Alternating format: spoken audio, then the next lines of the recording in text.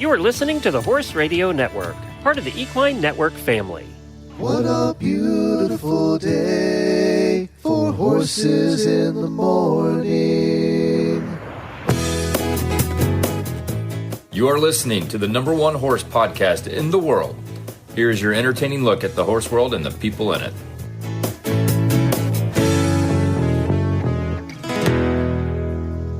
Well, good morning, everybody. I am Glenn the Geek in Ocala, Florida. And I'm Jamie Jennings in Norman, Oklahoma. You're listening to Horses in the Morning on the Horse Radio Network for Wednesday, June 26th, episode 3462. Ah, Wednesday, the day we cover Glenn's favorite topic, horse health. And Jamie makes you feel better about yourself with the latest weird news from around the world. Happy Wednesday. Well, good morning, everybody. Thank you for joining us today. Jamie, it's good to have you back. Well, it's good to be back, sort of. I know you were having a good time out there in California. We'll talk more about that later today. We have eventer and massage therapist Davina Warrener joining us to talk about the importance of equine massage. You get that done with your horses, right? No, but I do prefer it on me. Hi. I know, me too. Dr. Clair is joining us to talk about tips on feeding the senior horse. And do we have weird news? It's been piling up here, I think. We do have a few stories, yeah. And I actually avoided most of the Florida stories. I could have filled the whole thing with Florida, but they were so weird that I was like, it doesn't even sound like it doesn't sound like I'm reading the correct story. Like, why was the guy on the tricycle attacked by the guy with the machete? It just didn't make any sense, so I just skipped them all. There's a new game of Clue right there. Tricycle, machete, in the street. Or new Monopoly pieces, maybe, too. Yeah. Hey, I got to get the sad news out of the way right away. Do you remember I talked about, was it a week or two ago, I talked about the Guinness World Book of Records, and they had the tallest dog. They just had announced the tallest dog, Kevin the Great Dane. Yeah. 3-year-old pooch. Well, he died. Like immediately after immediately after getting this world record, he had some kind. He got sick and went in for surgery and died during surgery. I bet it was bloat. Those darn Great Danes are so. It's so sad. 3 years old. So anyway, a bunch of our listeners sent me that because they knew I had talked about it. So Kevin, rest in peace. All right, Daily Whinnie time.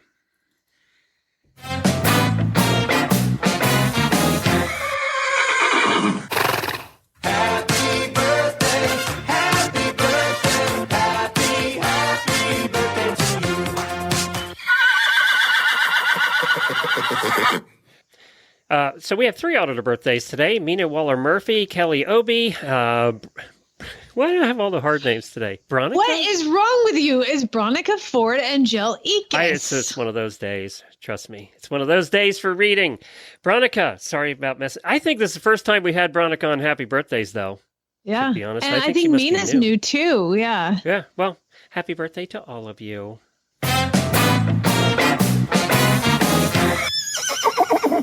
My Daily Whinnie goes out to all the wonderful people who made the movement possible. First off, obviously Monty Roberts, but Debbie Laux just is a whirlwind of activity around that farm. It is amazing. She's so impressive.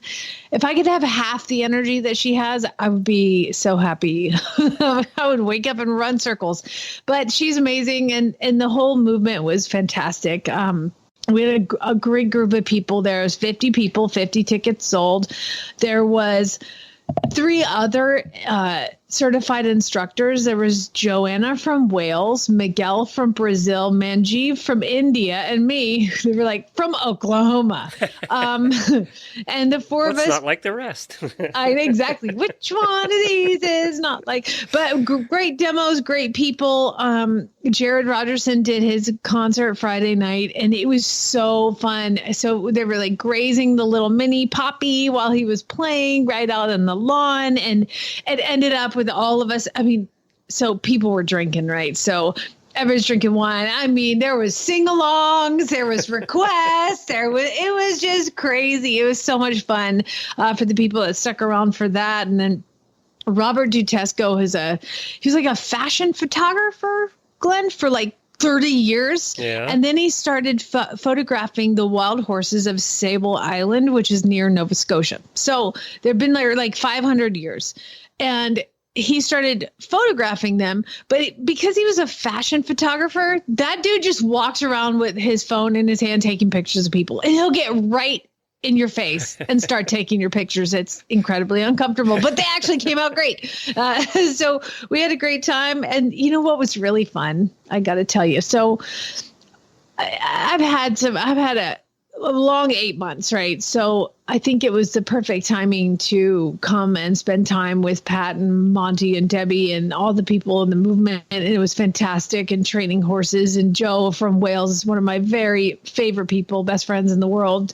And so it was awesome to be there. But a little shout out to Lynn and Jennifer, auditors who were there.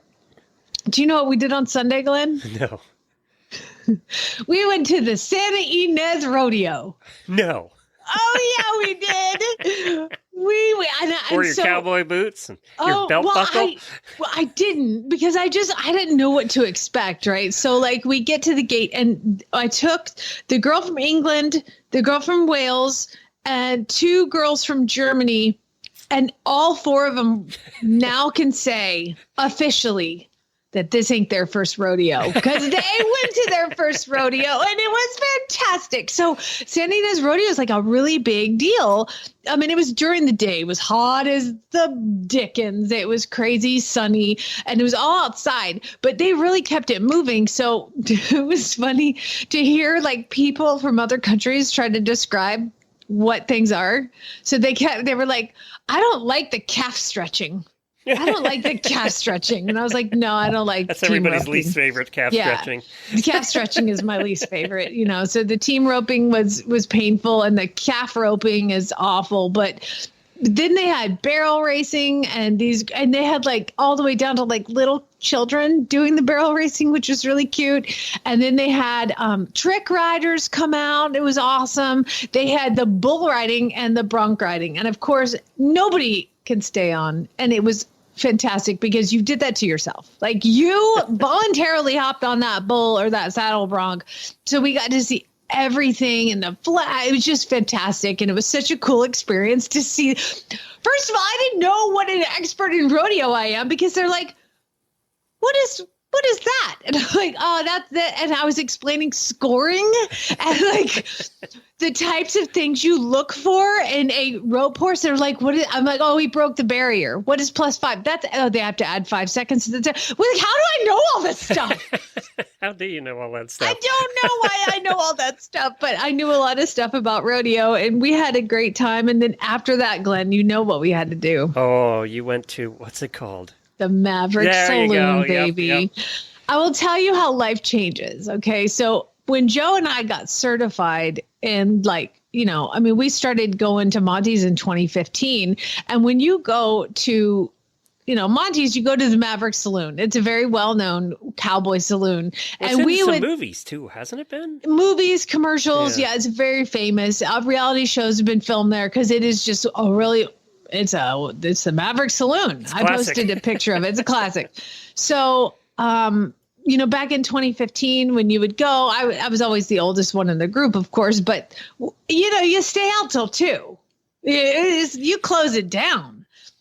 Do you know what time we left on Sunday? I don't know. 8:30.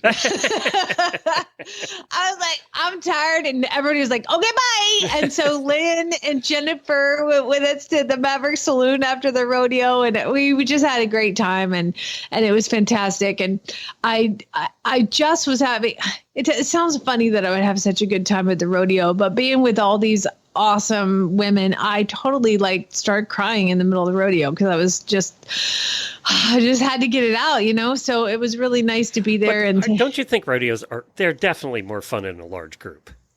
Oh yeah. I mean, there was 10 of us that were watching. We started drinking at the rodeo, which makes everything better. When you're drinking they serve cold alcohol hard at the rodeo? No. Oh, yeah.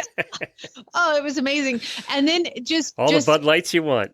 Oh, we were drinking hard seltzers. I think Lynn started drinking some margaritas. I mean, we were just going for it. And it was really, really fun. And it was just such an interesting experience to witness American rodeo through the eyes of Europeans. So I got to do that same thing with Jemmy. Now, Jemmy is the one who edits our shows and stuff, and she's a city girl. And she, a really city girl. She had never been to a horse farm before she came to ours and everything. And then on one of our road trips, we did a rodeo. And the whole entire time, she was mortified. Oh, really? Well, city girl seeing this for the first time, she's like, why are they doing that to that little cow? I can't watch this. Yeah. And we ended up having to leave halfway through. She couldn't bear it. She just couldn't do it. You got to stick around for the horses that buck everybody. I see. I think that in the world, I've learned about bucking horses and bulls because I knew some bull breeders, and then now I know a bucking horse breeder up in Northern California. He sends his failed bucking horses to Monty's to be gentled. But these horses, the ones that can buck, have a very good life. Like they are worth hundreds of thousands, and these bulls that can buck are worth hundreds upon hundreds of $1,000s. They're not being mistreated. No, they are treated just fine. And the ones that don't buck get gentled and adopted out or sold or wherever. So the world of the bucking horse and the world of bronc horse that I know about, these animals are really well taken care of. So it's okay for me to cheer. And by the way, I don't cheer for the cowboy ever. We cheer for the animal. So anytime there was like a calf that got away, everybody in the crowd was like, oh, and my group was like, yay! They hated you guys. Oh yeah. No, we were not well loved. Those English riders over there. Well, our first guest today is brought to you by Daily Dose Equine, non-GMO core nutrition for horses and ponies of all ages. Coming up next, we have Davina Warrener, who's going to talk to us a little bit about 3-day eventing and also her work as a massage therapist. Well, hi, Davina. Thanks for joining us today. I'm so happy to have this opportunity to talk about this stuff with you guys. Where are you at now in the world? We're in Colorado right now, and we've moved here about 7 months ago from Ontario. Oh, really? Yeah, so you've moved to Colorado? Yes. I noticed you had a Florida number. Do you come to Ocala in the winter? Yes, I do. Okay. Normally, I would go to Ocala for 6 months and then be up in Ontario for 6 months. And so I've had this number forever. Colorado. Why Colorado? I actually got a job here in Colorado, and that job dissolved, but I ended up making such great connections here, and I like the mountains. It's been really great. People who go to Colorado, like we've been there to visit many times, I think I could live in Colorado too. People go to Colorado, want to stay in Colorado. It's great. It's just, you have not many horse shows in the actual state, but the surrounding states can offer you enough that it is a little bit more advantageous than other places. And it's just beautiful. So, well, you're a 3-day eventer, right? Or were? Yes, I am an equestrian athlete in the sport of 3-day eventing. Ooh, I'm going to use that. I like that. I'm an equestrian athlete. I don't think we've ever said it that way. Write that down. Equestrian athlete. It does make you sound more official. It is official. I know. That is how I make my money and my job. I don't know about you, but that horse does all the work. Y'all don't do nothing but sit there. Oh, Lord. We were joking about that the other day, how many times we've all heard that through the years. Yeah. Well, let's talk about massage a bit. And I assume we're talking about equestrian massage, although Jamie and I both do like to go get massages. So, I mean, we do like that. But so how did you get into doing massage? So I'm actually a human massage therapist. Okay. Oh, even better. Yes, I'm for the equestrian athlete. Oh, so I've got that wrong. I thought you were an equestrian, or you were a horsey massage person. I am not. I am a human massage person and a horsey trainer. We have never talked to a human massage person. I love this. Okay, so tell us about why massage is important for the rider. Oh my gosh, it's so important. I don't really know where to start. So, I mean, we all know how important it is for the horse to stay perfectly even and use itself with great ergonomics to stay sound.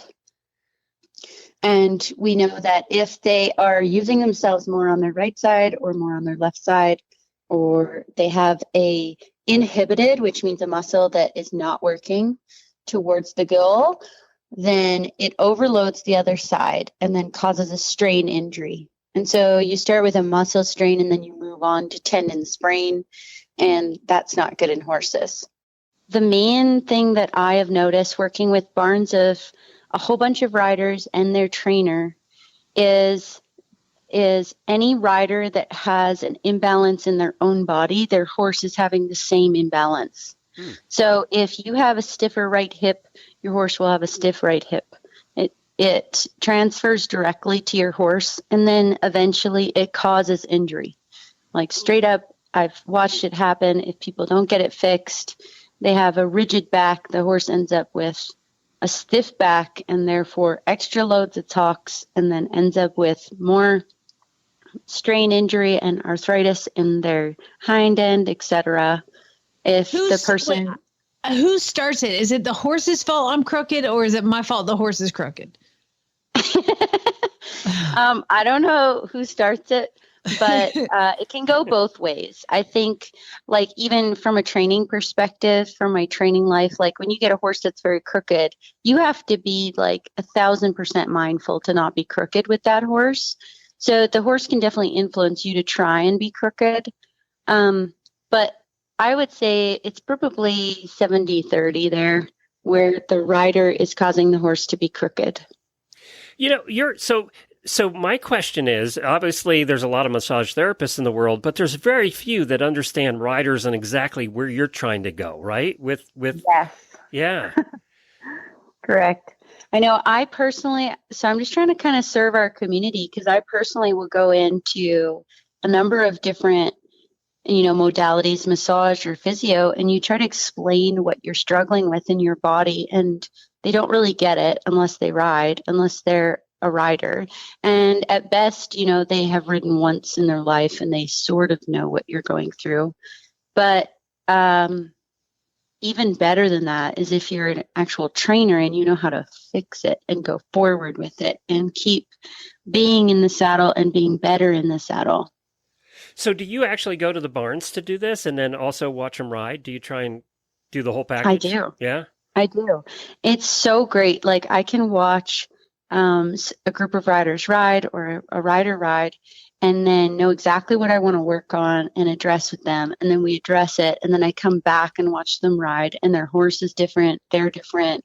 They oftentimes will get a movement totally different, particularly in something like a half pass, where those elements in your body need to be in the right place, or else it's just not working very well. And you really see the result in those kind of movements. Wow.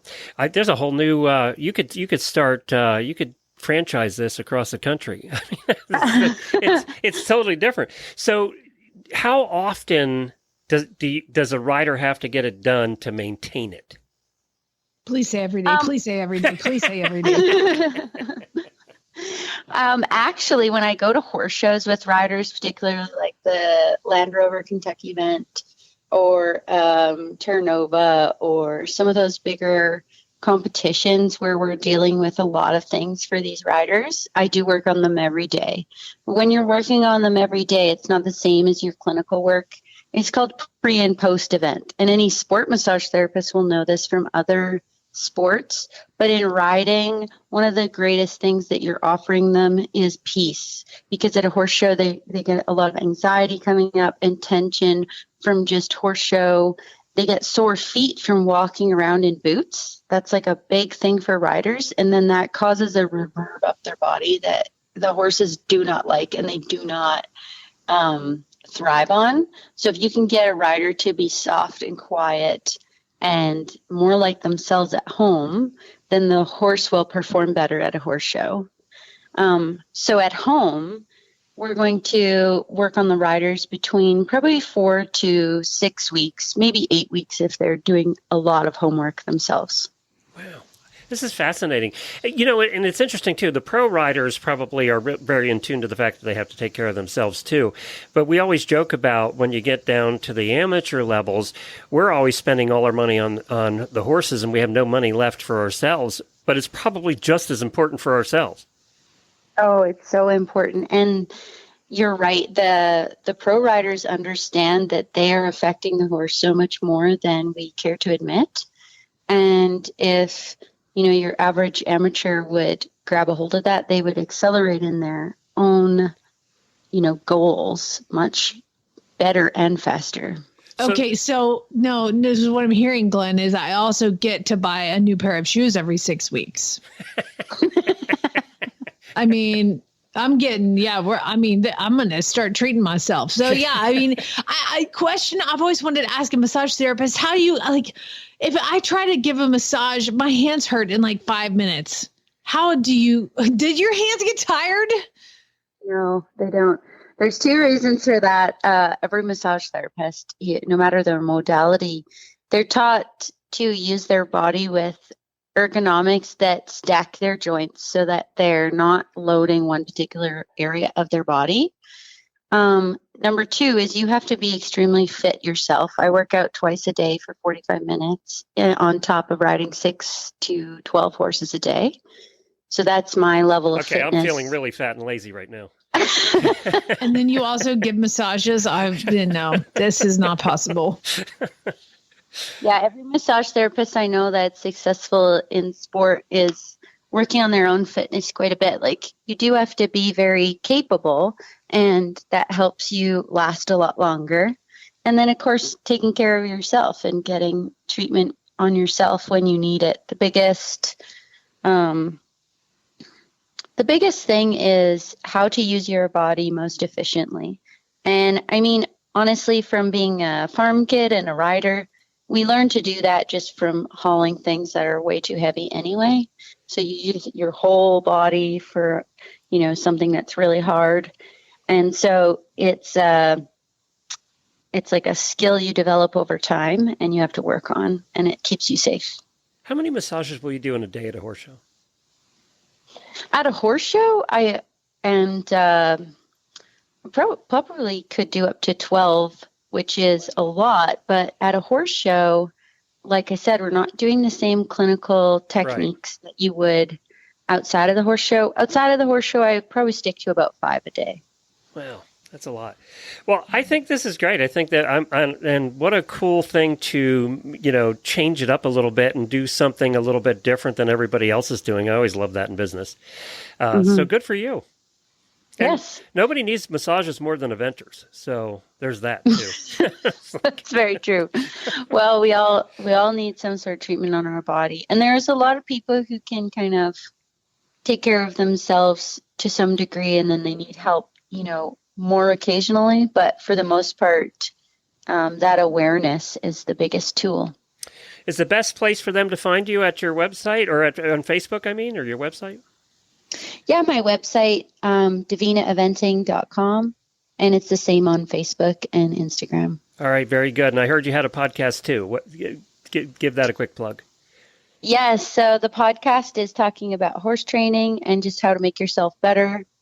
And it's called The Outstanding Equestrian. It's available on Spotify. And we're just trying to give as much information as I can.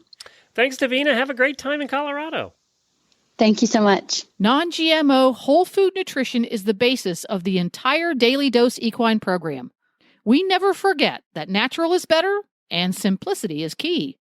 Daily Dose Equine uses non-GMO whole food ingredients like alfalfa, timothy, peas, sunflower seeds, and flax. Daily Dose Equine doesn't use fillers, bulking agents, or leftovers from other industries, so you can feed less yet improve body condition and energy. And our feeds are free from chemical residues and glyphosate. Find the perfect formulation for your horse at dailydoseequine.com. Select Daily Dose equine formulations are available nationwide through Chewy.com and TractorSupply.com. I would like to welcome to the show Dr. Clair Thunes. She is a PhD in equine nutrition. She has forgotten more about feeding horses than you and I will ever know. Welcome to the show, Clair. Hi, thanks for having me. Thanks for coming back. I mean, you're glutton for punishment. You keep coming back, so you know. I do. It's always fun spending time with you guys. Oh, that's sweet. But you know, this is a topic that I am in the middle of right now, and I'm also helping a friend who's dealing with a senior as well. I have a senior horse, and he's a draft cross, and he is somewhere plus or minus a year around 32, 33 years old. So wow. His feeding has been a constant problem. Like, he's lost so many teeth. He can't really eat hay. So we're soaking all the things and doing all the things. So I would love just kind of like, first of all, let's back up. When do you start feeding a horse senior feed? Yeah, that's a great question, and it's one that I get fairly often. And it's sort of a funny answer because I recommend senior feed to lots of pretty young horses too. So they don't have to be seniors to get senior feed, and not all senior horses need senior feed. So it's a bit of a wide open thing. I think when you understand senior feeds, the kind of commercial feeds that companies are putting out, they tend to be pretty digestible because we know that our seniors don't always digest things quite as well as they did when they were younger. So there's a lot of sort of fermentable fiber sources like beet pulp and soybean hulls and things like that act as fiber in the gut, but are, a little more easily fermentable than, say, hay. They tend to be a little higher in protein. So your crude protein is probably going to be about 14%, whereas a lot of our mature horse feeds run more like 10, 12%. And that's because there's very little research on senior feeds or feeding senior horses, but what little we have suggests that they don't always utilize protein quite as well. So we tend to have a slightly higher percentage of protein in them, which again can help some younger horses too. And they just tend to be, have, more available nutrients. And, again, that can be helpful for younger horses too. So there isn't really my horse is 20, so now he's a senior, I should feed him senior feed. It really, it comes down to knowing your horse and feeding them as an individual. And there are lots of younger horses that benefit from senior feeds, and there are lots of senior horses that benefit from senior feeds. The other thing about senior feeds is they're often what we call complete. Not all of them, but a lot of them are complete because they are designed with that senior in mind. So they are high in fiber. And in many cases, you could feed them and feed no hay. So they're really aimed at that senior horse that has poor teeth and dental health and can't chew hay anymore. And, you could feed the senior feed if it is a complete feed as the only thing you feed. But let's be honest, very few people are doing that because that would be very expensive. Yeah, I was going to say, good Lord, you need to take out a loan to do that. So you're talking about senior feeds with seniors. I know a lot of seniors that are cushionied.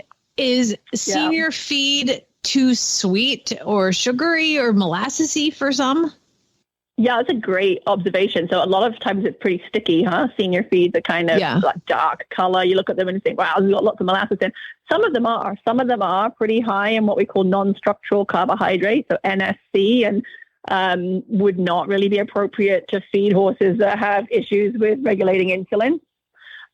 Some of them have look sticky, but it's not actually molasses. Sometimes it's fat. And so there's a manufacturing process where in some of our high fat feeds where we actually spray the fat on at the end of manufacturing. So the feed gets kind of completely put together. And then one of the last things that happens is we spray liquid, oil on it basically. And so that makes it dark and makes it sticky. And I've certainly, recommended those kinds of feeds to a number of people, and they've gone to the feed store, got it home, opened the bag and freaked out and called me and said, I can't feed this, it's way too high in molasses. And I'm like, no, don't panic. It's fat. So it really comes down to you have to do your research, right? You have to go and look and find out what that manufacturer says the non-structural carbohydrate content is if you're feeding a horse that's cushionied or has insulin dysregulation. So with my senior, he has had trouble keeping on weight in the past. I mean, he's very big, and I've gone through like blood to every year he gets some blood work done just to see what's going on. And so far, everything has been relatively normal, but he was still dropping weight. So this spring just got super aggressive in feeding him. I just, like I said, took out a loan, and we soak.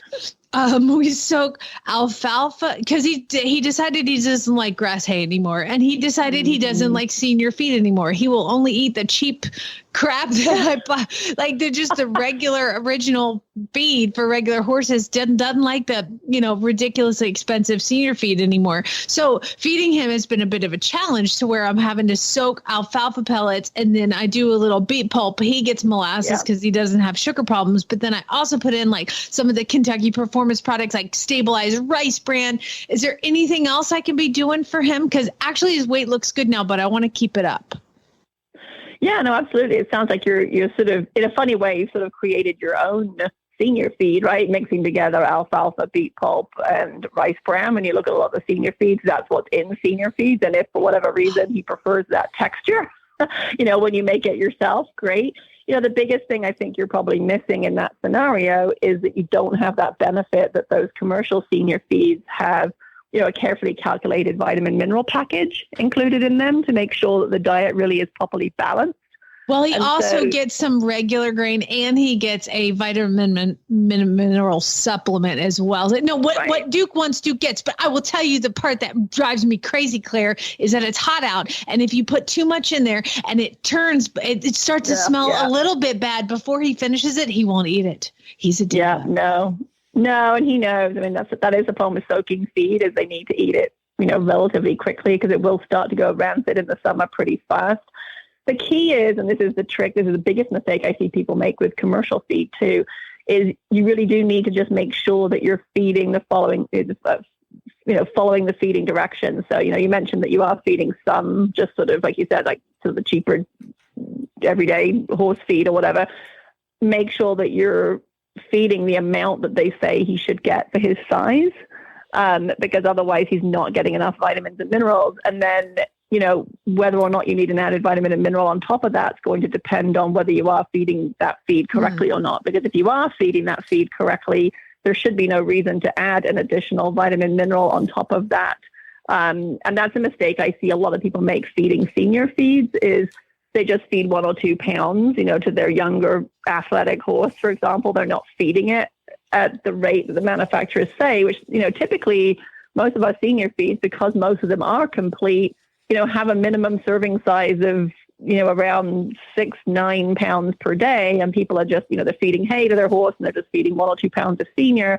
That's great. The horse can look super, but you're going to have some micronutrient deficiencies. And so, if you've sort of got yourself in a similar situation where you're feeding a lot of alfalfa pellets, beet pulp, rice bran, and then like a little bit of some commercial feed, but you're not feeding that commercial feed at the recommended amount they say for his weight, then you are going to be deficient in some, trace minerals, probably some vitamin E, and you will need to add, a vitamin mineral supplement to that. Or, easier potentially would be to feed a balancer. And so if you're just feeding, 1 or 2 pounds of this commercial feed that you've chosen, you could replace that with what we call a ration balancer. And that would give you all of his vitamins and minerals in that 1-2 pound serving per day. And then you wouldn't need your added vitamin mineral supplement. Gotcha. Is that something you would recommend for horses with like metabolic issues? Yeah. I mean, I recommend balancers for a lot of horses, and they're also going to give you that quality protein. So our senior horses sometimes struggle to maintain muscle mass. It's not so much that it's the weight, but they're losing their top lines, which can be a symptom of Cushing. But sometimes, they start losing muscle mass because they're not working. And sadly, if you're not working, you're not maintaining muscle, because you have to work muscle to kind of keep it built up. And so giving horses the best shot at maintaining their muscle mass by feeding them a good quality protein source can be really beneficial. And the majority of ration balancers that are out there are using soybean meal as their protein source, which is a high quality source of protein. It has the highest level of essential trace minerals of our plant-based protein sources that we use in horse feed. And so that's why most of the balancers have sort of a 30% protein level in them, but you're only feeding 1 or 2 pounds. So when it comes down to grams of protein, it's couple of 100 grams of protein, but it's really good quality protein. And they're guaranteeing the amount of essential amino acids and things. So, if it turns out that you're just feeding a couple of pounds of that commercial feed with your alfalfa rice bran beet pulp mix, it might be interesting to look at using a balancer instead. And that would, you probably wouldn't need your vitamin mineral supplement at that point. Oh my God, you're saving me money right now, Dr. Thunes. That's what this horse husband heard. That's what I heard. Because before that, I was hearing the other way. I was going, oh God, here we go. Feed more. No, I mean, the one thing that I do recommend, all horses, I think, should have their vitamin E tested every year, but I think it's really important in seniors as well, because vitamin E is a really important antioxidant.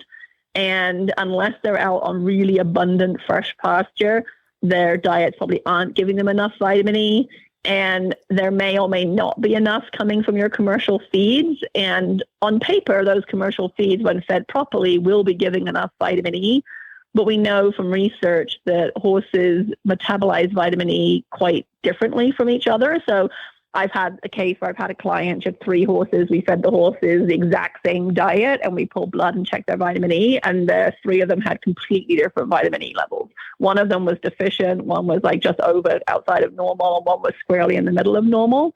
So you can't guarantee, just because you're putting enough vitamin E in the bucket with your feeds to meet their requirement, that is actually meeting their requirement. So that's one thing that I do recommend. You already mentioned you're taking some blood work each year. Add a vitamin E test to that and make sure that, you are actually getting enough vitamin E in there, because long-term feeding, inadequate amounts of vitamin E really starts to take a toll. So there are some muscle issues that develop with lack of vitamin E.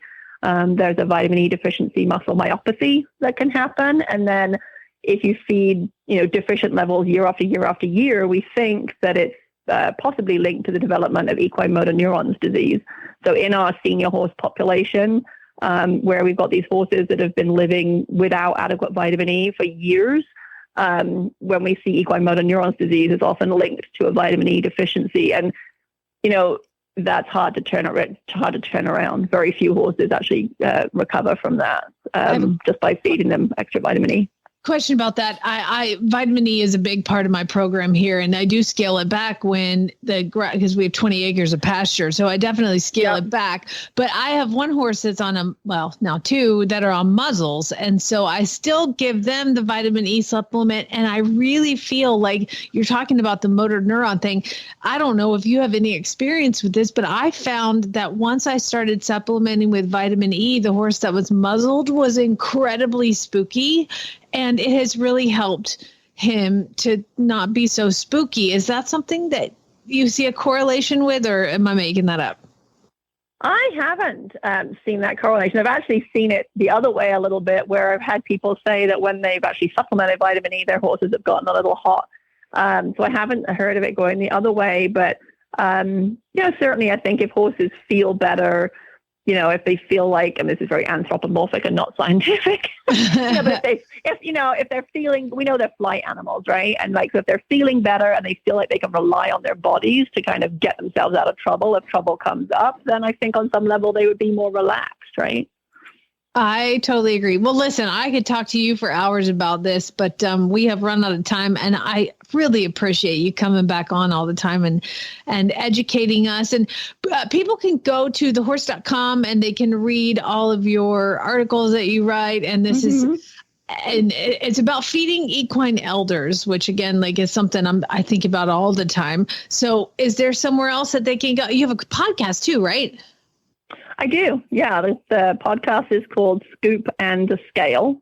And we answer all kinds of questions there. I actually have an hour-long episode on senior feeds. So if this has whetted people's appetite, they can get a whole episode on senior feeds. But yeah, we talk about all kinds of things on there. So yeah, it's a fun platform for sharing my knowledge. And we do 2 episodes a month. Fantastic. Clarity Equine is also your website, and you can find Claire there. Thank you so much for coming on with us. And I'm definitely going to go tune into that podcast. Appreciate it. And thank you for coming on, and have a great day. Thanks so much, guys. You too. Thanks, Bye-bye. Claire. I wanted to also mention that Equine Network has just partnered with Mars Equestrian, Linda Mars and Mars Equestrian over there, and they put together a website called myseniorhorse.com. It's dedicated to educating and assisting horse owners and managers of senior equines. So check it out. It's got health stuff. It's got all the kind of stuff that you would want to find when you're taking care of a senior. It's brand new. They just started it. It's myseniorhorse.com. All right. That's interesting because I've been consulting with Debbie on Shy Boy because Shy Boy's 31 now, and that's Monty's famous Mustang that he gentled out in the wild. And so, we've been sharing tips on taking care of our senior horses, and so I'm going to send her all of this. There you go. Send her all of it. Well, and Claire's great. That was wonderful. But although I did hear the dollar signs as she was talking, feed them more, feed them more, feed them more. Cha-ching, cha-ching. But you know what, dude? They're seniors. They deserve it. I mean, Duke has served me for 15 years. Like, it's crazy. So he's a good boy. It does seem like, though, with some of the horses, it was interesting what she said, because with some of the horses, I think it's human nature that you go, well, my horse doesn't need that much. It's what they recommend on the bag, right? Well, I'm always nervous about feeding all that concentrate at the same time. But as of now, I'm feeding Duke like 4 times a day anyway, because now you can't give him too much alfalfa because it turns before he finishes it. And he's like, I'm not eating that. So you have barn sitter's nightmare. Oh, God, it's fantastic. But every day that I go out and I turn him out, he's this fly shit. He's just the most spoiled in the world. And every day I turn him out, I go, okay, love you, Duke. You have to live forever. Bye-bye. Well, State Line Tack, they wanted me to remind you that they give away thousands of prizes each month on their website. If you go to statelinetack.com and click on the giveaway banner, this month's grand prize winner will receive a Farnham gift pack that includes Vetrolin and Quietex, electrolytes, leather care, Endure, fly spray, and so much more. It's a $400 value. You can head on over there right now to register for that, and it also shows you right on the page who won. Like last month, Lisa in Butte, Montana, won the prize pack by Weatherbeater, but they do that every single month, and you can sign up to win too by heading over to statelinetack.com. Time to learn why some days you're embarrassed to be part of the human race. In Jamie's Weird News. Someday, like bad ads, we're going to run out. But today is not that day. I would like to think... I don't know, the world's getting weirder. I don't think we're ever running out. It was wishful thinking. Like, nothing happened this week all over the world. It was so boring. Never going to happen. So I would like to thank Delia, Michelle, Julie, Janelle, Kathleen, Laureen, Rosemary, Jacqueline, Carrie, and another Kathy for sending in the weird news. Because if you're just ever looking through the news and you're like, whew, that's a weird story, email it to me, jamie@horseradionetwork.com. I won't divulge which one you sent me because it's nobody's business where you get your news. But I would like to thank Gold Stars for the day for Delia and Michelle. They both sent me like 100 each. So I do appreciate it. So we're going to start. We're going to start here in the U.S. We're going to start in Virginia. You know how I love those stories of people going in Goodwill and buying something, and it turns out their $2 vase is worth, $100. I think last week I had one that was a piece of pottery, and it turns out it was like Mayan or something crazy. I love stories like that. This one. So in Virginia, somebody donated to Goodwill a box of books. Okay. Just a big box of books. And, they start to go through the books and somebody's like, oh my God, a 4-foot snake was sitting in the box of books. So this is not what I would like to find in my purchase of Goodwill. Snake? Alive. Yes, they had to call animal control, who had to then come and sort through the box of donated books because, of course, when they were like sorting through, they're like, and then they dropped the box and dropped the books. And so they had to go back through it. And so they had to call animal control to get rid of the 4-foot snake. And of course, they had the worst puns in this article ever. Okay, I'm ready. I like this. Okay, here we go. Using his powers of persuasion and a bit of parcel tongue, Captain Bice was able to safely remove the snake. they did not reveal the species of Slytherin suspect. And talking Harry about Potter reference they could find. It was like the whole thing is Harry Potter. It's not even worth keeping going. It's actually like they were going so far. I was like, okay, that's enough. You know, I do think about that though. Not with so much with the people that drop off at Goodwill, but those clothing boxes that are just sitting out in the middle of the parking lot. The people that pick, they must find some weird ass stuff in those clothing boxes. Oh my God. Now, new fear unlocked. God. Has to be bad. All right. So we're going to go to Burbank, California this time. We're going to go to Southern Cal, baby, because this, there's a house that lived in by 4 individuals, and they all 4 are roommates. And only one roommate was home at the time. But somebody walked in the back door and just came on in. And he was in the the living room, and he heard somebody going through the kitchen and making some food and turned on the water and then went into the bathroom, took a shower, came out, not his roommate. Okay. Naked, this man decides he needs to hang out here. And one of the guys living there comes out and was like, "Who are you? What are you doing here?" And he's like, "I'm hungry and I need to take a shower." And he was like, "You need to get out of here. Get out of my house." And as he's doing that, the naked man is sitting in a chair eating a banana.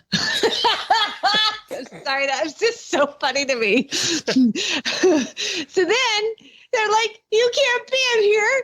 He made some lunch, took a shower, he's in the bathroom. The guy's in the living room, not even paying attention. He walks in and he's like, this naked guy's eating a banana. And he's actually had a towel, I think, wrapped around his waist. Just made himself right at home, sitting there eating banana. And he's like, "You need to get out of here. Get out." And he's like, "No, I need to go to bed." And so he actually, fortunately, walked outside to their outdoor furniture, laid down, covering his little banana in a towel, and proceeded to go to sleep. And so, of course, they locked all the doors and called the police.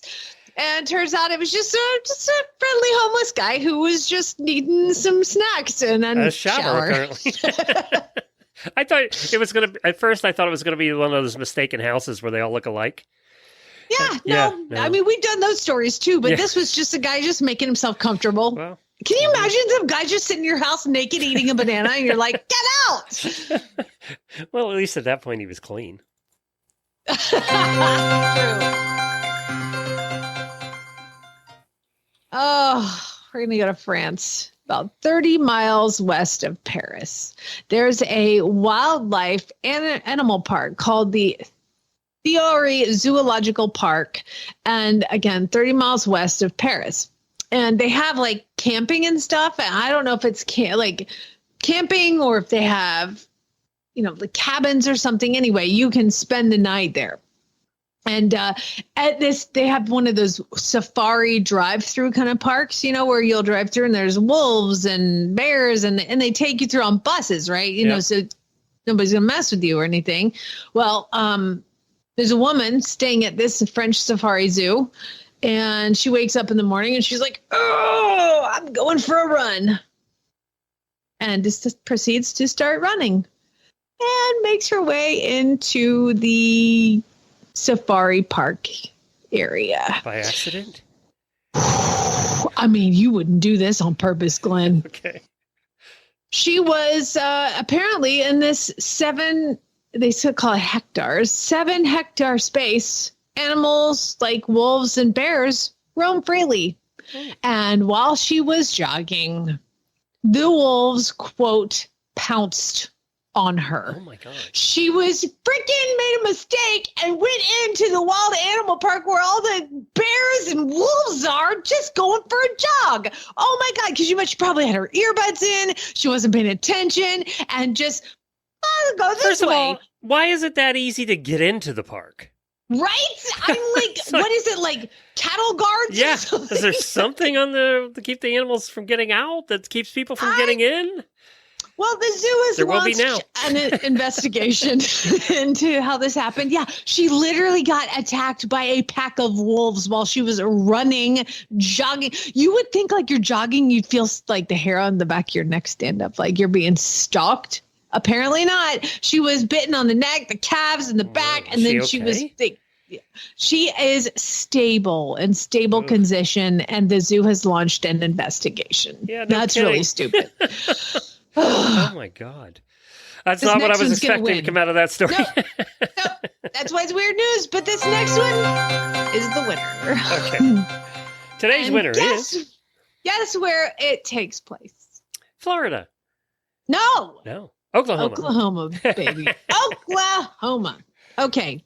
So there's a picture attached to this, and it is a woman standing with her hands on her belly, like, pregnant women do. And the person next to her is a very hairy, shirtless man drinking a beer, bald up top, got all the hair on the chest and belly, though. He's a dude. So Sierra Munson is 24, and her husband, TMI, is sterile. She says, so we thought we couldn't have kids. But she's pregnant, Glenn. Congratulations, Sierra Munson, 24 years old, of Cushing, Oklahoma, because she's expecting a baby, and it's a miracle. And do you want to know how she got pregnant? Divine intervention? You're never going to believe this. It's a miracle. This is an absolute miracle. So she was on a camping trip with her girlfriends a while back. Now, her husband, Harold Munson, is 53. Okay. She's 24. Husband's 53. Okay. He's unable to father children. So she was on a camping trip with her girlfriends, and you're never going to believe what happened, Glenn. What had happened was Bigfoot snuck into my tent and had my way with her. Had his way with her. This is the guy talking. Harold Munson, 53, of Cushing, said. She said Bigfoot snuck into her tent and had his way with her, and I believe my wife. We've been married a long time, and she ain't never lied to me. Wait a minute. Before. She's like 24. How long could they have been married? I know, which makes me wonder what age did she marry that old guy? Anyway, so experts in the scientific community have been fairly quick to voice their skepticism. So there's a guy named Dr. Albert Furman. He's a renowned geneticist at Tulsa Community College. Who's renowned at Tulsa Community College? Yeah. It gets better. He's a renowned geneticist at the prestigious Tulsa Community College. Wow. Okay. This is the best story. He remarked, from a biological standpoint, the likelihood of interspecies breeding is virtually non-existent. How about we talk about his Bigfoot? Like, interspecies is not even... Why is anybody else commenting on this story, and how did it make the news? Why is this in the news?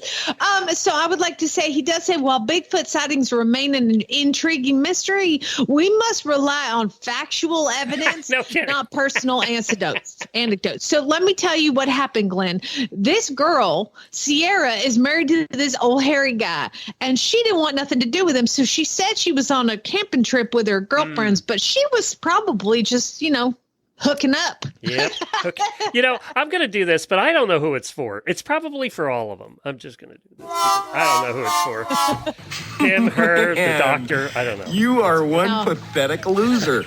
It's for Bigfoot for taking the woman in the tent while she's just trying to camp with her babies. Now, I would like to say that Sierra has been a longtime employee of McDonald's, and the only logical explanation is because the Sasquatch came into her tent and impregnated her. She says, now I'm pregnant. The only way this could happen is this Sasquatch was the daddy. Okay, she was very confused when Sasquatch came into her tent and had his way with her. This is literally all that she's saying. This is her.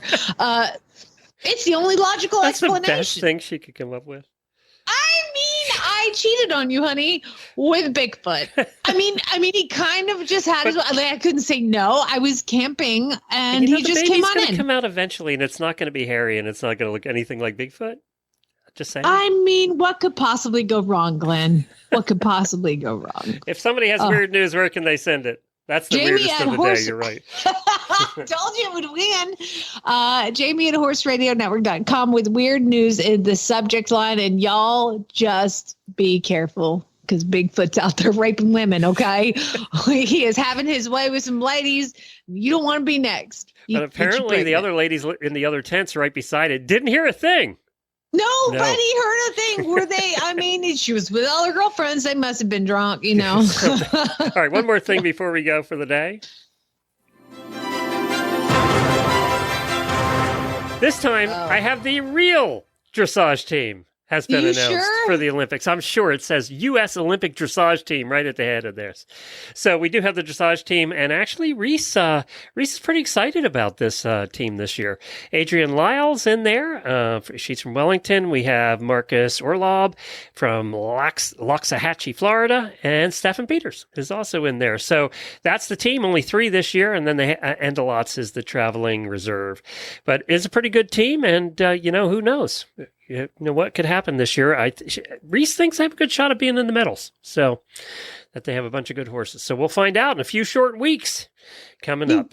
Hey, just so you know, there's a last paragraph to this story. Okay. I'll just finish it and then just play the music. But meanwhile, Harold Munson says that he looks forward to confronting Bigfoot one day soon, and he's going to give him a piece of his mind. He says, quote, "I got some strong words for that Sasquatch," warns Harold, "and he won't like hearing what I had to say, that's for sure." Last sentence, this is a developing story.